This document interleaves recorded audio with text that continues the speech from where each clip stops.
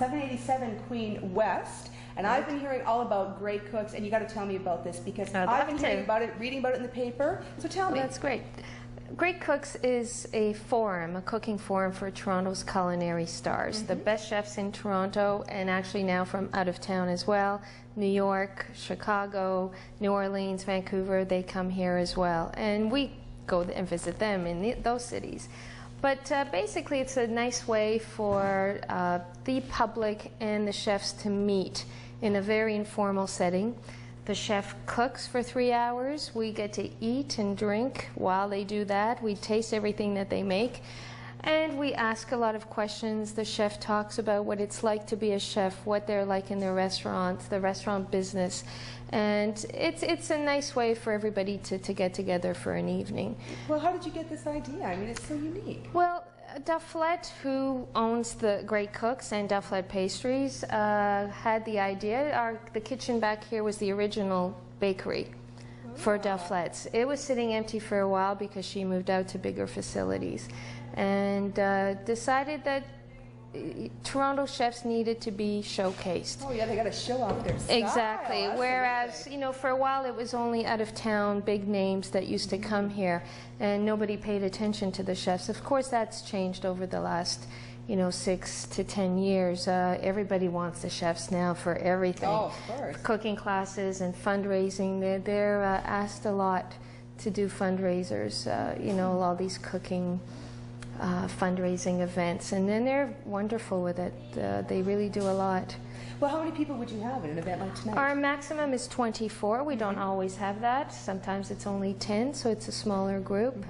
Tonight I think we have about 15 people. Now, I'm curious, is it all women? No. Because a lot of times women take these things No. It has happened where it's been more men than women at classes. Really? And I don't know why. There's certain chefs that just draw, or maybe it's the theme for the night that draw more men than women. But generally it's a really good mix. Well, your chef that was working here before, Christine, said that there's a name you give to people who come to these events. What do you call them? Foodies. Foodies, okay. That's right, like groupies. Shopaholics. Exactly. I'm sure there's groupies for chefs as well as there are for musicians. Well, Christine was also telling me that you take trips to New York. Now, when I go to New York, I go to shop, but when your group goes to New York, you don't go to shop. Well, we shop some, but we eat. Oh, we really? do cooking classes where we also eat, and we visit a lot of the food shops, the fine food shops, the home appliances, not appliances, but cookware shops and everything related to food, cookbook stores, everything. And of course we never come back empty-handed. No, we shop, yes, you shop sneaky it all across the border. Yeah. Tell everybody that. Well, when people come to a class like this for the evening, do they sign up for one class? Do they sign up for several classes? How does it work? It really varies. The program is set out with individual nights or days. We have some on Sundays as well in the daytime. And so people can book whatever they'd like, one, or we had someone booking 8 today. So it really varies. Oh, this 8 is classes. A definite foodie. This is somebody who wants to eat. Well, it's a real night out as well. It's entertainment mixed in with learning and cooking class. It's not, as you can see, our kitchen is not really a classroom setting. This is a kitchen. So they're not just here to learn how to cook. No. They're here to socialize, experience the cooking atmosphere, and get a chance to meet a great chef and kind of tell stories. And That's share right, ideas. and meet each other. We have people that have met here over and over again, and they've set up groups now where they go and eat out to restaurants together. And actually we have 3 or 4 of them tonight here because R.P. Magyar of Splendida, who's appearing tonight, is one of the favorites. Yes. One of my favorite restaurants in the city is Splendida. Yes. So I offered to do this interview because I knew I'd get to eat. I really well, you're in luck. Oh, I'm looking forward to it. Yes. Now, if, for a night like tonight, what would I pay if I wanted to come here and experience $70 is our general price per class. Sometimes it's a bit more if it's wine tasting as well.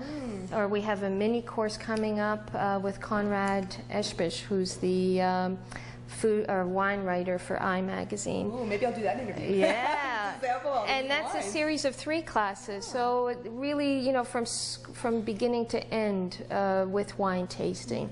Of course, we always serve food. There's being foodies, that's what it's about here. There's always food as well. Do you find that the people who come to these kinds of things, are they from all walks of life? Yes. Oh, okay. We have people who are just starting to cook or finally have gotten to the point where, they've always said, I must learn to cook. I have to learn to cook. Finally, they do something about it. And then we have a lot of professionals that come, young chefs or caterers that want to brush up or learn what's new, just get some tips. And I find I've been doing this for 6 years. I come to every class and I always learn something. Oh, really? Still. Now, is there a trend towards healthier cooking? Because now that let's face it, good food usually is rich food. So are you finding that your chefs are kind of changing the way they cook a little bit? Definitely. So, most chefs.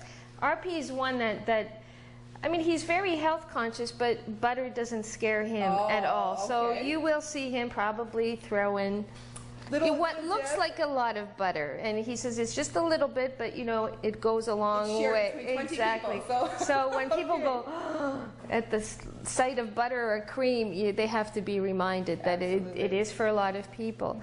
But we find vegetarianism is quite popular these days. We have 2 classes coming up. One a bit more gourmet than the other. The other is very healthy, vegetarian, strictly organic, and so on. So we try and offer something for everybody. Well, there's all kinds of tastes out there, so you have to be versatile. Exactly. Now, I want to talk a little bit about what it's like to have a business like this. I used to have a retail store. Right. So I know that when you are an entrepreneur and you decide to do a venture like this, there are some great things that come of it, and there are some very difficult things. So a little bit about the pros and cons of having a small business that involves a lot of risk, because this is a unique venture. It is, but I find for me it's offered me great benefits. It's been a flexible job, so with 2 kids, the hours are somewhat flexible, and that's helpful. I've met some fabulous people, in the whole industry of food and restaurant, wine, and it just keeps on going. The networking and just the people that I meet have just been fabulous. So that's quite enriching. The cons, I guess, are you're trying to please everybody, which is really difficult, very difficult to please every single person. So there will be a few disappointments here and there, and I find it hard to deal with that personally, because I do want everyone to be happy. Of course, because your reputation exactly is based on keeping your but happy. you have to realize that you are dealing with chefs, you are dealing with food and things that aren't so predictable. And I don't want to say that chefs aren't predictable, but sometimes things happen. There are emergencies. Some product does not come in. Sometimes, most of the time, it's the other way around, where they say, I just bought this wonderful fish today, so I had to cook it instead of what I had planned to cook. And so the surprise element I really like, but some people don't.